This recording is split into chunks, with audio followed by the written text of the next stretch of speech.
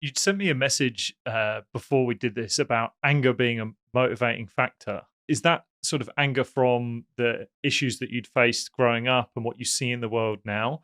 And then I guess sort of leading on to your role now and maybe looking into what you're trying to achieve. What are the motivating factors that you have and maybe some of the things that you're looking to try and achieve with the club and maybe further afield? Yeah, I think for me, anger is really powerful if you can channel it. I think anger when you can't channel it, or anger when you don't channel it, you can just blow yourself up in a spitting ball of fury, right? But if you're able to harness your anger, then I think it can be really powerful. And in fact, I don't think that we're going to change the world in any capacity unless we're angry about it. Like, the people that are really angry about climate change are the ones that are going to move the dial. So the people that are really angry about the flaws in our immigration system, whatever it might be, I think you have to be angry about something. And I think for me, I'd worked for so long in lots of different social justice areas, but the football one made me really angry because it felt personal. And I think maybe that's a connection as well. So I think being able to harness that and realize that anger is actually a positive thing. Like, anger is not a bad thing. It means you care. It means that you see a flaw. It's like, I always think that if you're angry about the way your country is being run, it's because you're patriotic, not because you're not patriotic.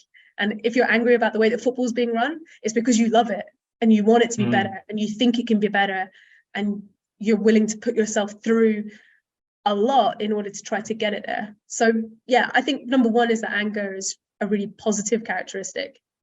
And if you're not angry about something, how? Yeah, like you said, you're not maybe passionate for it and it doesn't mean anything. How do you balance you've had doors shut in your face, both in your own journey and I'm sure you're getting doors in what you're doing now shut. How do you balance the emotional side of it and then actually being able to deal with that sort of setback and move on? I think I probably haven't quite processed this because I'm still in the thick of it. So it's probably the kind of thing that in 10 years, I'll look back and go, God, how did you manage to like keep going? I think I naturally have like quite thick skin and I'm quite resilient. I definitely have a high tolerance level. And I think that maybe some of that is growing up. Like, I had the most idyllic of childhoods, but I also grew up in a household where I did have these three brothers and I could see that, you know, they were allowed to do things that I wasn't always allowed to do. And I'm talking really basic things like they were allowed to go and watch Jurassic Park in the cinema, but I wasn't allowed to go, you know, that kind of thing. It was too scary for me, but I was like, what? So I think that I've always kind of like seen how things work, but I think when you see how things work, it also means that you can communicate. Like, I've never had any fear of going up to a guy that I thought wasn't treating someone fairly and saying, hey, I think, you know, this isn't quite right. Like, because I've had these brothers and my dad are very influential in my life. I've never been told I've been told I couldn't do stuff, but it was always like, I would always be the one that would go home and write out a list of all the reasons why I should be able to do it and have a negotiation. Really? Right. Yeah. Okay. I could go and watch Jurassic Park or not.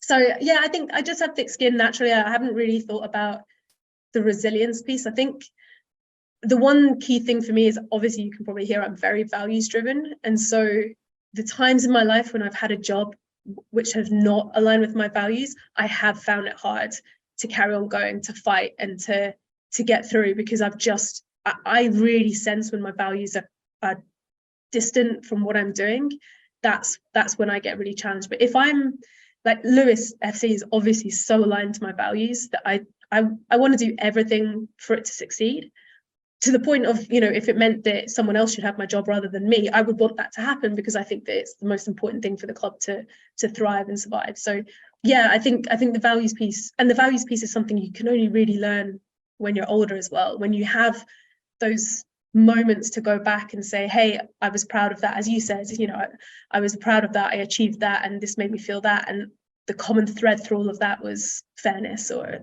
another value.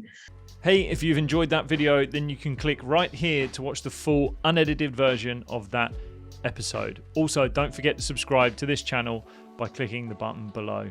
I'll see you soon.